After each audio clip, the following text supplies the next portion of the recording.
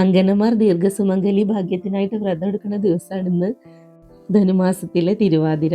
ഞാൻ വ്രതം എടുക്കണില്ല എന്ന് വിചാരിച്ചതായിരുന്നു, പക്ഷേ ശീലിച്ചത് പാലിക്കാതിരിക്കാൻ യാതൊരു നിവൃത്തിയില്ല. എനിക്ക് ഇന്നലെ രാത്രി ഉറക്കം പോലും വന്നില്ല. കുറേ പണ്ടത്തെ ഓർമ്മകളായിരുന്നു.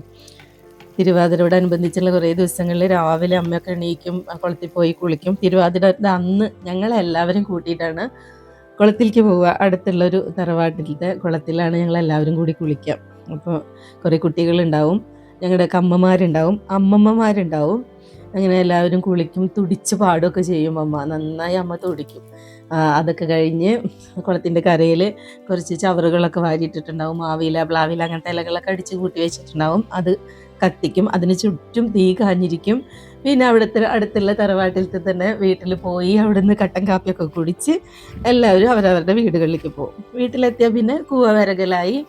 കൂവ വിറകിയത് പഴം പപ്പടം കൂട്ടി രാവിലത്തെ ബ്രേക്ക്ഫാസ്റ്റ് അന്നത്തെ ദിവസം കൂവക്കുറുക്ക് തന്നെ ആയിരിക്കും.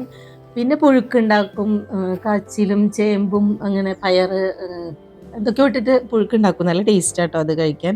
എനിക്കറിയാം അതുണ്ടാക്കാൻ, അമ്മ ചെയ്യണത് കണ്ടിട്ട് ഞാനതൊക്കെ പഠിച്ചിട്ട് ഞങ്ങളൊക്കെ ഉണ്ടാക്കാറുണ്ട്.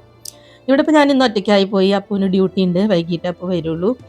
അപ്പോൾ ഞാൻ എന്ത് ചെയ്തു, സെറ്റ് മുണ്ടൊക്കെ എടുത്തു കൊടുത്തു, കുറച്ച് ഫോട്ടോസൊക്കെ എടുത്തു. എന്നിട്ട് മുറ്റത്തേക്ക് ഇറങ്ങി. മുറ്റത്ത് നമ്മുടെ ബ്ലാക്ക് ഐസ് അതേപോലെ തന്നെ കിടക്കുന്നുണ്ട് കേട്ടോ. കാല് വയ്ക്കുമ്പോഴേക്കും വഴിക്ക് പോകുന്നുണ്ട്. അപ്പോൾ ഞാൻ പുല്ലിലൂടെ ശ്രദ്ധിച്ച് നടന്നു. പുല്ലൊക്കെ നടക്കുമ്പം, പുല്ലിലൂടെ നടക്കുമ്പം ഈ മെറ്റലിലൊക്കെ ചവിട്ടി നടക്കുന്ന ശബ്ദമാണ്, ഐസ് പൊട്ടുന്ന ശബ്ദം. അമ്മ എനിക്ക് രാവിലെ തന്നെ ഇലയിൽ കൂവക്കുറുക്കൊക്കെ വെച്ചിട്ടുള്ള ഫോട്ടോ അയച്ചു തന്നു. ഇവിടെ നമ്മുടെ അടുത്ത് ഇലയില്ല, പേപ്പർ വാഴയിലുണ്ട്. ഒറ്റയ്ക്കായാലും ഞാൻ എൻ്റെ ദിവസങ്ങളെ പരമാവധി പോസിറ്റീവാക്കി വയ്ക്കാൻ നോക്കാറുണ്ട്. അങ്ങനെ കുറച്ച് ഫോട്ടോസൊക്കെ എടുത്തു.